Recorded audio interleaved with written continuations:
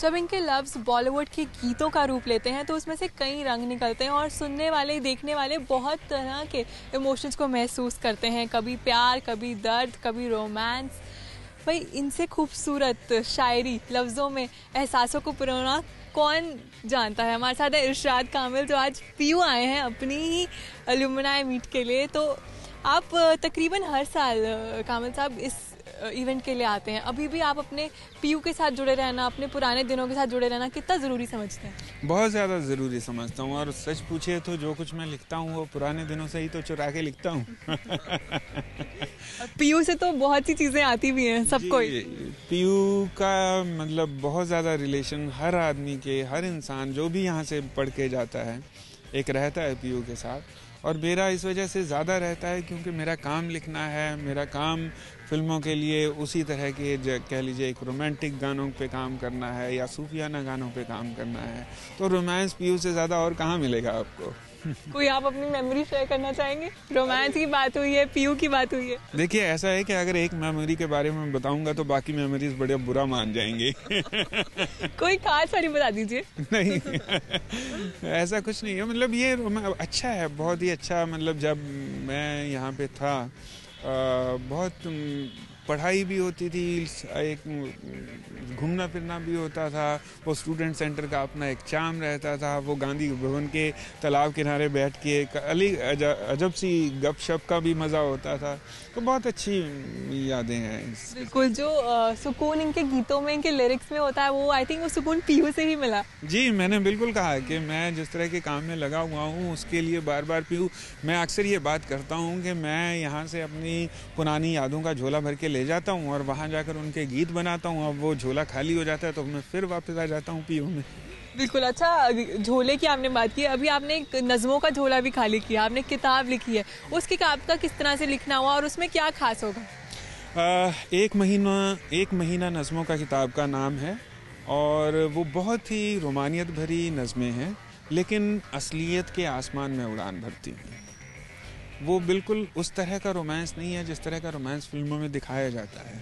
फिल्मों का रोमांस बहुत ही ग्लॉसी होता है, थोड़ा पिंक होता है, और हमेशा हर फिल्म में जो रोमांस करने वाला लवर होता है वो बहुत ही हैंडसम होता है, और जो बिलव्ड होती है वो खूबसूरत होती है, लेकिन हसीन होती है। लेकिन असल ज़िंदगी में कुछ और भी होता है।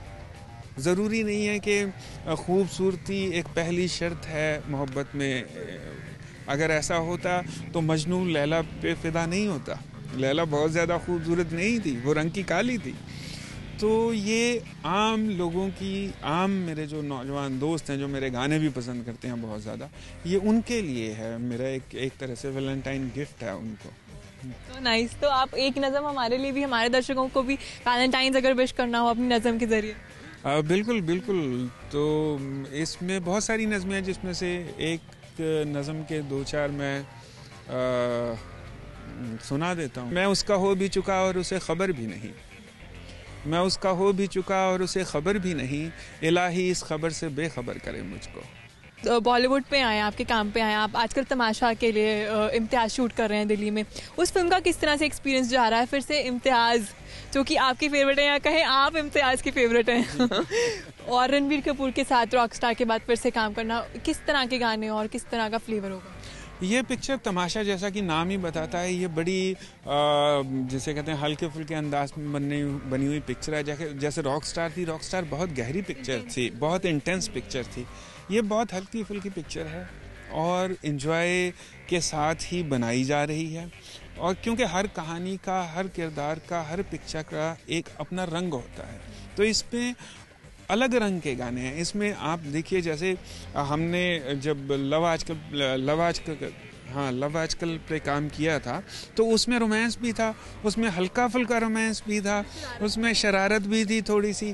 तो इसी तरह का शरारत वाला माहौल, थोड़ा इंटेंस रोमांस और थोड़ी सी नॉटीनेस, वो सब आपको इस पिक्चर के गानों में दिखाई देगी। और इम्तियाज़ के साथ तजुर्बा तो हमेशा बेहतरीन ही रहता। जी जी जी जी, इम्तियाज़ मतलब बहुत ही बेहतरीन नायाब डायरेक्टर हैं, और उनके साथ काम करके आप हमेशा कुछ ना कुछ सीखते हैं। मैं जितनी बार भी मैंने उनके साथ काम किया, मैंने अपने आप को थोड़ा सा बेहतर पाया है पहले से। अच्छा, और रणबीर कपूर की अगर हम बात करें, रणबीर कपूर ने हाल ही में एक इंटरव्यू में कहा है कि आपका बहुत बड़ा हाथ है उनके करियर को शेप अप होने में। तो आपको क्या लगता है, मतलब आपके लफ्ज़ों ने रणबीर को डायरेक्शन दिया? नहीं, उसके कहने का मुझे लगता है मतलब ये है कि वो दिल्ली में हमारी किताब के लॉन्च पे थे रणबीर, तो जो रॉक स्टार में जो बातें हुई, एक्चुअली रॉक स्टार की सिटिंग, म्यूज़िक सिटिंग्स में रणबीर खुद भी रहते थे। जब हम रहमान सर के साथ म्यूज़िक सेटिंग करते थे तो वो खुद वहाँ पे रहते थे और वो बातचीत होती थी गाने को लेके, म्यूज़िक को लेके, या लफ्ज़ों को लेके बातचीत होती थी, या उनके एक्सप्रेशन को लेके बातचीत होती थी। तो मतलब ये उनका बड़प्पन है अगर वो ये ऐसा कह रहे हैं कि उन्होंने मेरे गीतों से कुछ सीखा। He is wonderful actor. Wonderful actor.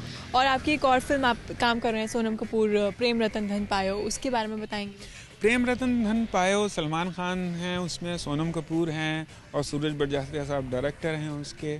जैसा कि हम सब जानते हैं, सूरज बड़जात्या साहब ने रोमांस को एक ज़माने में नया रंग दिया था, हम आपके हैं, कौन के ज़रिए, मैंने प्यार किया के ज़रिए।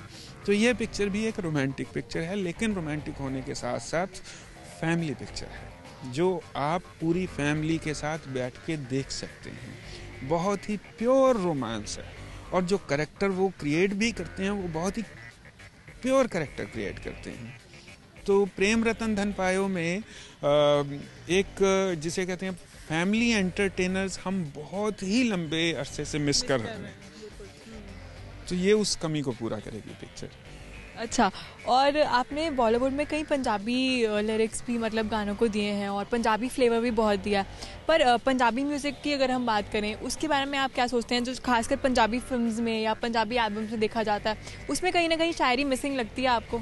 मुझे लगता है वो अपने आप को, शायद पंजाबी म्यूज़िक अपने आप को एक्सप्लोर नहीं कर रहा है, अपने आप को डिस्कवर नहीं कर रहा है।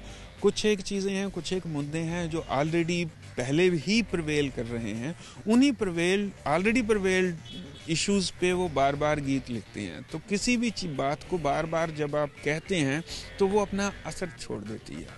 तो मुझे ऐसा लगता है कि अगर आप नहीं अपने आप को डिस्कवर करेंगे, या नई सिचुएशन या नए इमोशन या even the way of expression अगर आप नया नहीं लेके आएंगे तो वो असर ख़त्म हो जाएगा, और जब असर ख़त्म हो जाएगा बहुत नीरस लगेगा फिर संगीत। पर कोई आपको लगता है पंजाबी सिंगर जो आपको लगता है, या पंजाबी लिरिसिस्ट कि कोई गाना आपको कभी अच्छा लगा हो पंजाबी? नहीं, बिल्कुल, मुझे सरताज के गाने बहुत पसंद हैं। मतलब कुछ एक उनके गाने बहुत ही अच्छे गाने हैं और मैं अक्सर सरताज से ये बोलता भी रहता हूँ कि मुझे उसके, हमारी बात SMS पे होती रहती है। तो he is really nice lyricist as well as singer. और बॉलीवुड में आपको कोई कमी लगती है? बॉलीवुड म्यूजिक में किस तरह का है? आप तो हैं ही हैं, शानदार, आप कर ही रहे हैं, बहुत अच्छा काम कर रहे हैं, पर कहीं ना कहीं कोई कमी आपको लगता है कि नहीं, आपको मन को दुख होता हो सुन के कि यार ये नहीं होना चाहिए? मुझे लगता है थोड़ा सा कई बार, मतलब हालांकि सब कुछ बहुत अच्छा हो रहा है, पर कई बार सॉन्ग्स थोड़े से बिलो द बेल्ट हो जाते हैं, जो जिनको मुझे लगता है कि अगर अवॉइड कर दिया जाए तो अच्छी, हाँ, तो भी काम चलेगा और पिक्चर उतनी ही चलेगी, लोग उतना ही पिक्चर को पसंद भी करेंगे। बल्कि मुझे लगता है कि हो सकता है उसको अगर ऐसा ना हो तो उसके पिक्चर के दर्शक बढ़ जाएं थोड़े।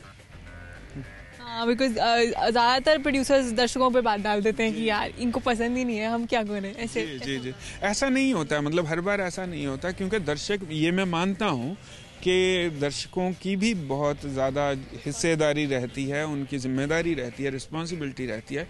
देखिए, अगर आप कोई ख़राब गाना नहीं पसंद करेंगे तो कोई ख़राब गाना बनाएगा नहीं।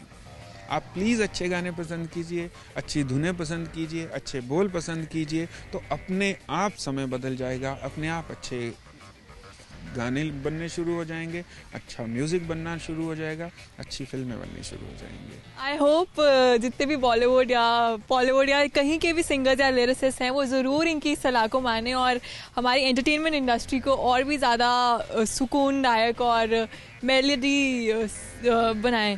थैंक यू सो मच हमसे बात करने के लिए। Thank you very much.